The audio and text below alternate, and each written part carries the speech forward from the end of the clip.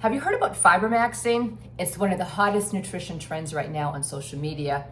And the thinking seems to be if a little fiber is good, then a whole lot more must be better. I'm talking about 40, 50, even 60 grams of fiber a day. Yikes. In this video, I'm going to explain what Fibermaxxing is, talk about the health benefits of fiber, explain who should be careful and not increase their fiber intake too much, and then lastly, give you some practical tips on how you can increase your fiber without making your gut feel miserable. My name is Martha McKittrick. I'm a registered dietitian and I specialize in metabolic and gut health, and I love giving practical, evidence-based information to help you feel your best. So exactly what is Fibermaxxing? First of all, I had to laugh when I heard the word Fibermaxxing because as a dietitian for over 20 years, I've been recommending to my clients that they increase their intake of fiber. And it seems like we needed a new catchy kind of buzzword for fiber to finally gain traction. Now it's everywhere.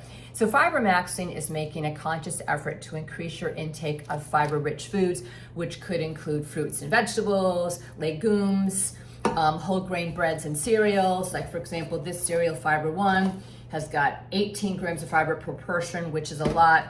And then you can, nuts and seeds are high in fiber, especially chia seeds and flax seeds, which now you see everywhere.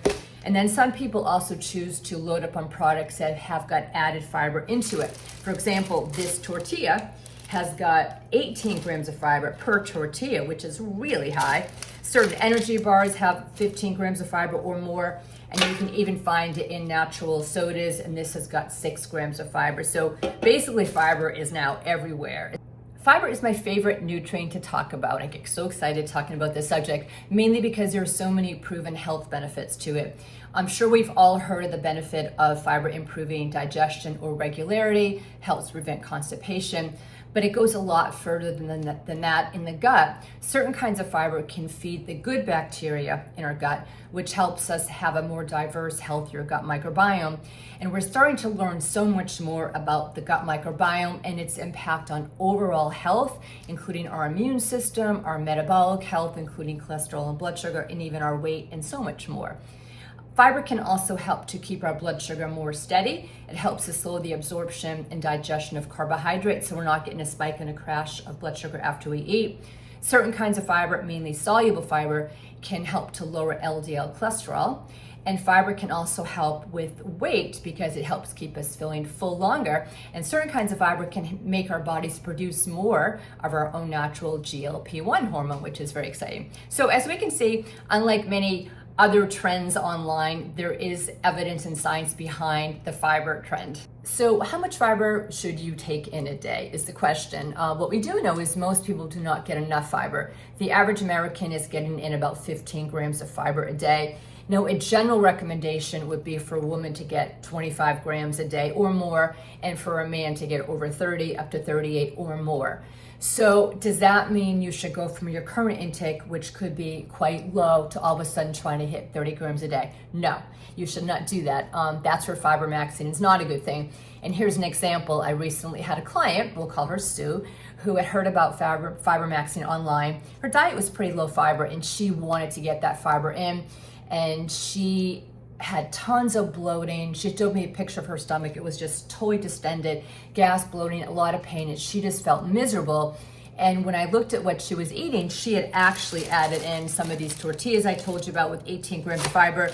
She added in an energy bar, actually 2 of these a day, in addition to more whole grains, fruits, and vegetables.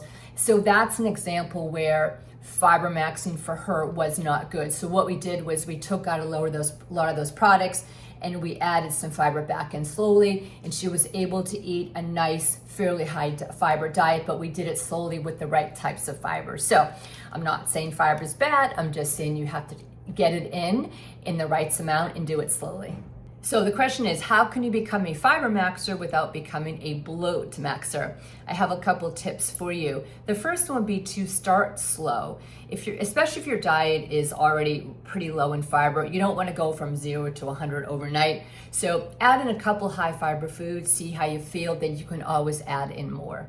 My second tip would be to get most of your fiber from real food, fruits, vegetables, nuts, seeds, whole grains, and legumes. Now, I have no problem with you having products that have added fiber into it. There are some products I actually recommend, and sometimes I even recommend fiber supplements, but it's best to get most of it from food, because when you do that, you're getting more of the beneficial plant compounds that are in the food. And also, if you have products that have added fiber in, sometimes it's a lot of fiber and it's too much for your gut to handle at one time. Third tip would be variety matters. You don't want to just be getting in products that have added inulin or chicory root or other kinds of fiber. When you have different types of fiber, they're doing different beneficial things in the body. Some kinds of fiber help prevent constipation better. Some kinds of fiber stimulate production of GLP-1 hormones. Some kinds of fiber nourish the good bacteria in the gut. So variety is important.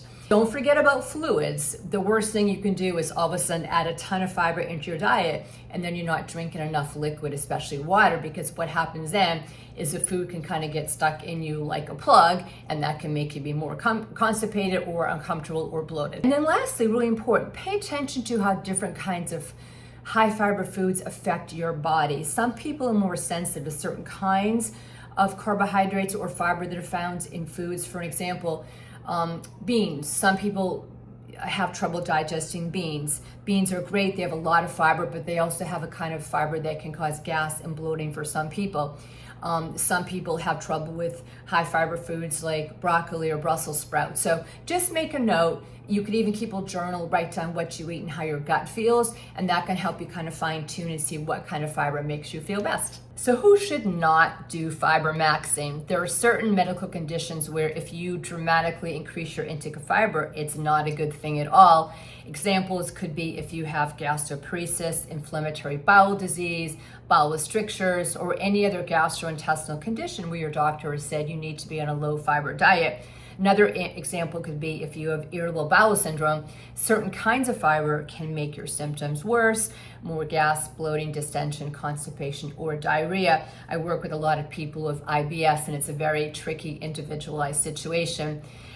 Now, if you have constipation, a lot of people automatically think, let me have more fiber, which can be helpful in some situations, especially if you increase your fluid intake. But for other people, if you're very backed up inside with stool and you're having more and more fiber, it can make your constipation even worse. So it's a little bit tricky. I wrote a blog post on this.